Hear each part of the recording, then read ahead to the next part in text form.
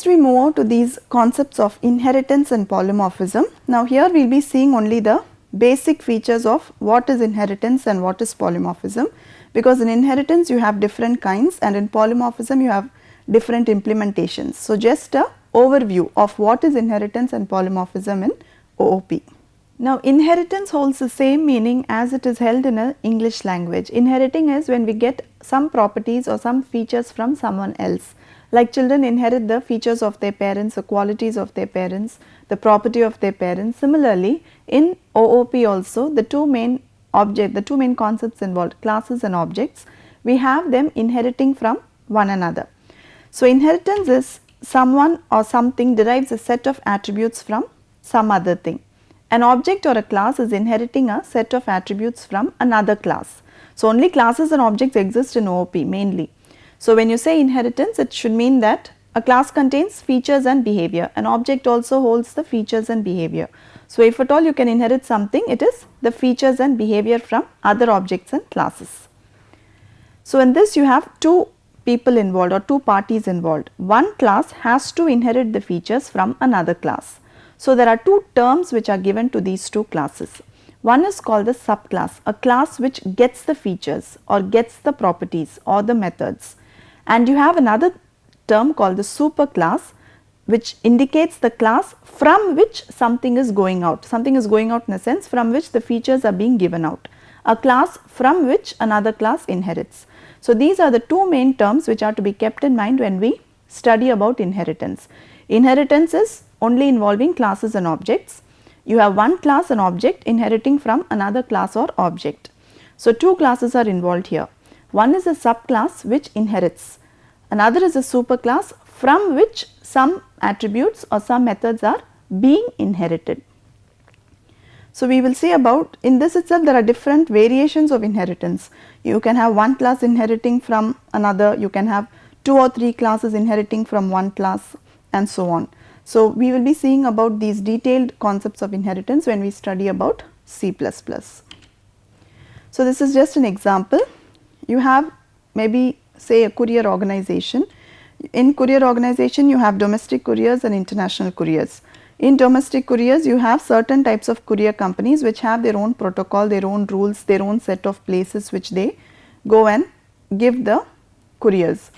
Similarly for international you have people who go by flights, you have couriers which tell you that within 1 or 2 or 3 days they take your message across. You have certain couriers which are even faster. So like this each company will have its own protocol, but the basic features are inherited from their superclass. So here the courier company is the main superclass from which the domestic and international classes are inheriting some features and methods, because every courier is going to operate the same way. They need to have people, they need to have some matter to transmit, they need to have people and a mode of transport to send that message across, and they have to have some time limit within which they transport that message. So these basic features can be inherited from the main superclass called courier. Under that, when you have domestic and international, domestic couriers will have to be worried only about the local areas, whereas international couriers have to go across countries and transfer those messages. So there is some difference between the two. In domestic you have plenty of couriers which inherit the same kind of functions and features, and they refine it according to their company's need, their company's customers and their growth rate. So this is the way inheritance works. When there are certain common features, they can be inherited. In addition to that, you can refine your own methods and data. In this inheritance you have something called abstract superclass, like an abstract data type. Like an abstract superclass is something like it just tells you the name of all the objects that are inheriting from it. It will not explicitly give some explanation of some data or method.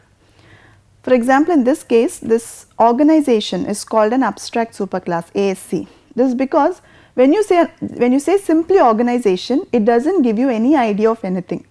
It just means that organization is, it doesn't even say whether it's a commercial or non-commercial organization. An organization means a group of people who are working for some output, who are working towards some achievement, that's all.